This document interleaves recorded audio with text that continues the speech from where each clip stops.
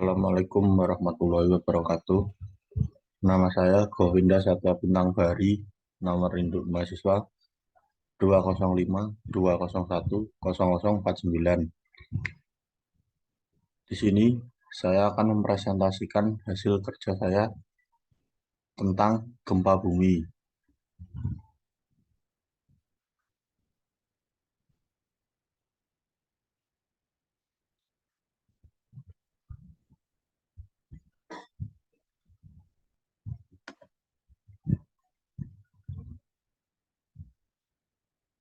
Yang pertama, pengertian gempa bumi.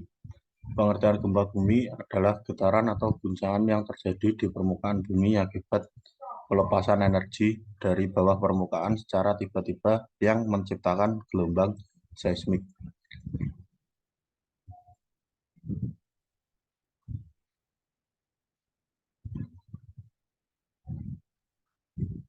Yang kedua, penyebab gempa bumi. Penyebab terjadinya gempa bumi terbagi menjadi 4. Yang pertama, lempeng-lempeng yang ada di dalam bumi bergerak sehingga mempunyai kekuatan. Yang kedua, aktivitas magma yang biasa terjadi sebelum gunung api meletus. Yang ketiga, runtuhan longsor di tebing terjadi di kawasan runtuhan. Yang keempat, meteor yang jatuh ke bumi.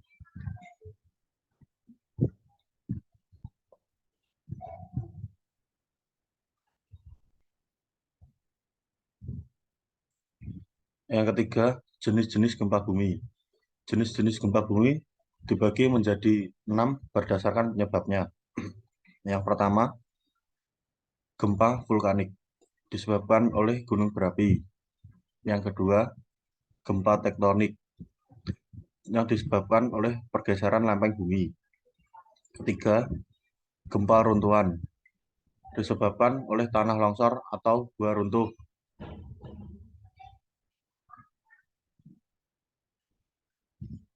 Yang keempat, gempa bumi dalam. Pusat gempa berada lebih dari 300 km di bawah permukaan bumi. Yang keempat, gempa bumi menengah. Pusat gempa berada di antara 60 km sampai 300 km dari permukaan bumi. Yang keenam, gempa bumi dangkal.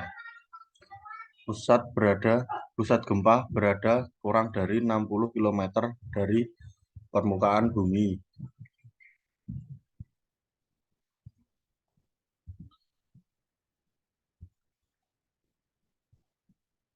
Yang keempat, hal-hal yang harus dilakukan ketika terjadi gempa bumi. Yang pertama, bila berada di dalam rumah. 1. Jangan panik dan jangan berlari keluar. Berlindunglah di bawah meja atau tempat tidur. Yang kedua, bila tidak ada, lindungilah kepala dengan bantal atau benda lainnya. Yang ketiga, jauhi rak buku, lemari, dan kaca jendela. Yang keempat, hati-hati terhadap langit-langit yang mungkin runtuh, benda-benda yang tergantung di dinding, dan sebagainya. Bila sedang mengendarai kendaraan. Yang pertama, segera hentikan di tempat yang terbuka. Yang kedua, jangan berhenti di atas jembatan atau di bawah jembatan layang atau jembatan penyeberangan. Bila berada di dalam ruangan umum, jangan panik dan jangan berlari keluar karena kemungkinan dipenuhi orang.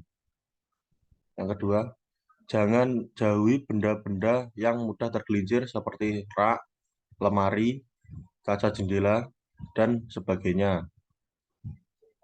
Bila berada di luar ruangan. Yang pertama, jauhi bangunan tinggi, dinding, tebing terjal, pusat listrik dan tiang listrik, papan reklame, pohon yang tinggi, dan sebagainya. Yang kedua, usahakan dapat mencari daerah yang terbuka, jauhi rak-rak dan kaca jendela.